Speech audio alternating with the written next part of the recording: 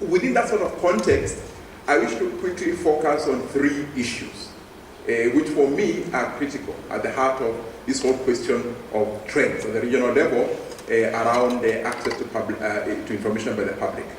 But perhaps I should say that the Special Rapporteur on freedom of expression and access to information is a subsidiary mechanism which is established by the African Commission on Human and People's Rights.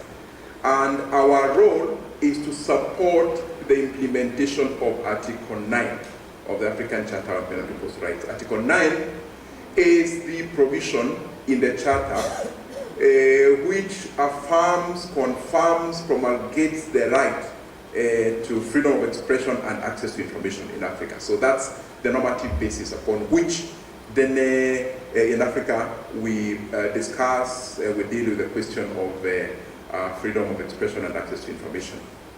And so there are three issues I wish to discuss. One, the welcome dynamic of solid normative instruments.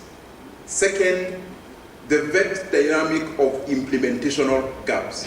And finally, the continuing rhetoric of keenness to enable the public to access information. Now, in respect of the dynamic of normative instruments, I must say that in the course of the last decade and more, we now do have a number of instruments which interpret, which develop the Article 9 provisions in the African Charter on Human and People's Rights. So you're speaking about instruments such as the Declaration on Principles of Freedom of Expression in Africa, which is a 2002 declaration of the African Commission on Human and People's Rights, which is a soft law instrument. A soft law instrument.